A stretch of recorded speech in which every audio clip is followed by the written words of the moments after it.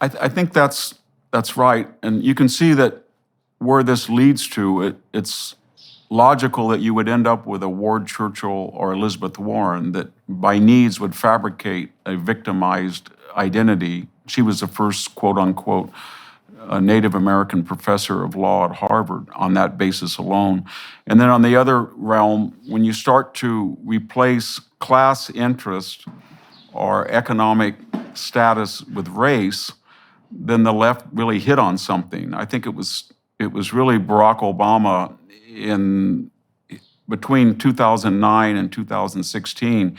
He took a rather ossified word diversity and he recalibrated it to mean we're not going to look for victims on the basis of their income anymore, because that's mutable. In fact, Marxism never worked in the United States because this free market capitalism and a lot of free land in the 19th century was always a movement of upward mobility, and therefore you would never have a continually oppressed class. In fact, today people go up and down, out and in of the middle and the upper middle classes. So what I think Obama did was he redefined race in America as not a binary between 88% white and 12% black, but he came up with this word diversity that replaced class differentiation or class oppressions or class grievances.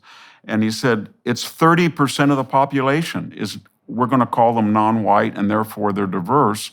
And then where we ended up, it was this ridiculous situation where, to take a caricature, you have Meghan Markle, the Duchess, who is half black, lamenting to Oprah Winfrey, who is a multi-billionaire, about their shared grievances as being non-whites, or LeBron James complaining. And so that was a very brilliant thing the left did, because once they made race the arbiter of oppression and being the oppressed and the victimized, then class didn't matter anymore. And now we have this elite who says that they're not white in a particular percentage, and all of a sudden we don't really care about the circumstances of their home, their car, their wealth, their income. It doesn't matter anymore. They're going to be perpetual victims on the basis that they are diverse.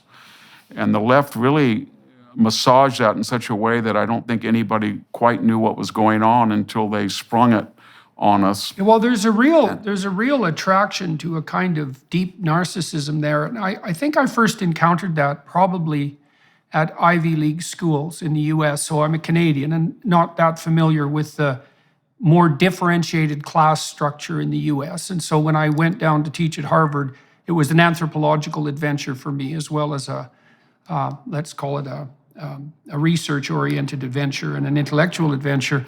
And I didn't understand as much as I do now what dynamic the Ivy League schools played in the US in terms of ensuring upward mobility. And I knew at Harvard, I believe it was when I was there in the 90s, the estimate was that 40% of Harvard undergraduates would be billionaires by the age of 40. And that was 30 years ago. And so that was quite a substantial amount of money then. And the whole point is that if you got into an Ivy League school, as soon as you got in, you were basically a member of the 1%. Now, you might have been a junior member, but you were definitely a member. And I thought that was perfectly fine because the Ivy Leagues did a damn fine job of merit-based selection. Now, it wasn't perfect. There were legacy students, for example, and there was a bit of play in the system there. But fundamentally, Harvard and the other Ivy Leagues had transformed themselves from old boys clubs in the 1960s into highly elite intellectual institutions by the 1990s. But then what I saw too, and this was so interesting, was that being junior members of the 1%, with almost certain hallmark of long-term success as a consequence of Ivy League admission, wasn't enough for many students and their idiot professors.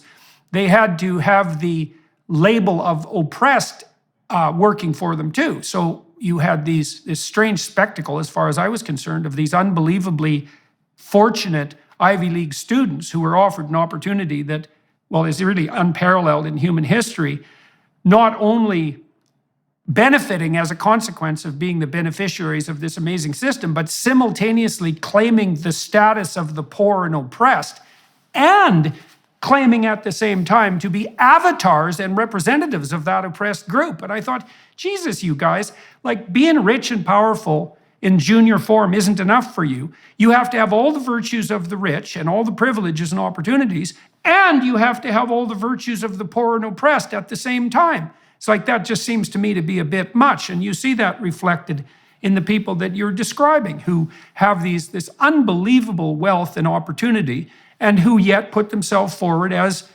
canonical victims of an oppressive system.